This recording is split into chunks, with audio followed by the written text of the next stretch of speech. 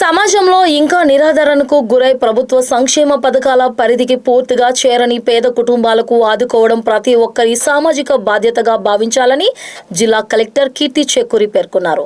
కడియం గ్రామంలోని ఒక private function హాల్లో నిర్వహించిన P4 కార్యక్రమం రూరల్ శాసనసభ్యులు గోరంట్ల బుచ్చయ్య చౌదరితో కలిసి పాల్గొన్నారు.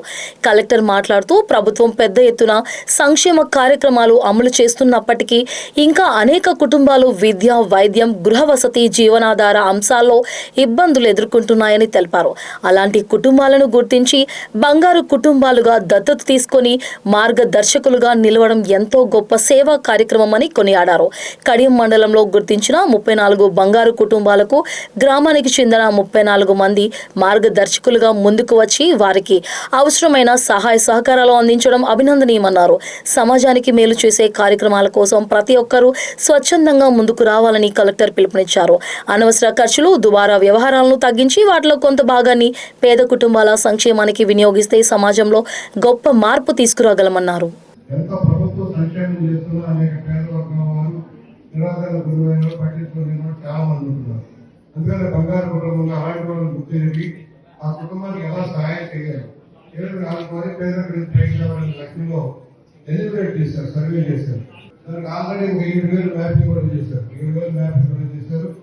దాంట్లో మనం చాలా కష్టపడతాం, చాలా ఆడంబరాలు కష్టపడతాం, పెళ్లికి కార్యక్రమానికి ఖర్చు పెడతాం, ఉత్సవాలకు భారీగా ఖర్చు పెడతాం, పెళ్లికి గోపురాలకు అమ్మవారికి ఏదైతే భారీ ఖర్చు పెడతాం. దానిలో కొంత శాతం మొదటి నుంచి చెప్పేది 10% ఇలాంటి పేదరిక నిర్మాణం కోసం రిక్వెస్ట్ చేస్తున్నాం. మనం ఐడెంటిఫై చేసినప్పుడు మన కుటుంబం ఏంటి, ఎవరు పేదవాళ్ళు చేస్తారు, మన రూపాయలు ఇచ్చేస్తారు కాదు, మనం ఎలా ప్రయత్నించాలి, ఆ కుటుంబ సమస్య ఇస్తుందా లేదా, నా ప్రయత్నం ఇది కేటాయం చేయడం. అలాగే వారి విద్య, చదువుకున్న బిడ్డలున్నారు, ఇవాళ ప్రభుత్వం తల్లి వందలు ఇస్తుంది 15,000 రూపాయలు. నేను తెలుగు స్కూల్లో చెప్తాను, డిగ్రీ చెప్తాను, చైతన్యాలు వెళ్తాను, డబ్బు రాకపోతే సరైన కాదు. ప్రభుత్వ పాఠశాలలు, కళాశాలలు బాగా ఉన్నాయి. ఉదాహరణకి మన పాఠశాల ఉంది, మంచి రిజల్ట్ వస్తుంది. మన పాఠశాలకు మానేసి క్యాంటీన్ పంపిస్తున్నాం.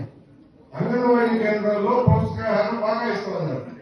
పౌష్టికాహారం ఇస్తుంటే కారణం పంపిస్తాం, నర్సరీ పంపిస్తారని ఆన్లైన్ పంపిస్తా ఉన్నాం. ఎందుకు అంగన్వాడీ కేంద్రాలు పెట్టింది? కేంద్ర రాష్ట్ర ప్రభుత్వాలు భారీగా వాళ్ళు ఖర్చు పెడతా ఉన్నాయి. వారికి సహాయం మీరు చూడాల్సింది ఆ కేంద్రాలు బాగా నడుస్తున్నాయా లేదా, ఆహారం సరిగ్గా ఇస్తున్నారా లేదా. వాళ్ళ స్కూల్లో మధ్యాహ్న భోజనం, పుస్తకాలు, 3 పుస్తకాలు కూడా ఉచితంగా ఇస్తా ఉన్నారు.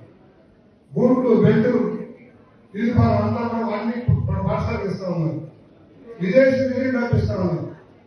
మనం ఐడెంటిఫై చేసేటప్పుడు ఇలాంటి బంగారు క్రమంలో ఆలోచన ఉంటే వారికి ఎలా సహాయం చేద్దాం. ప్రభుత్వ సహాయాన్ని ఎంగిల్ చేస్తూ అవసరం మీరు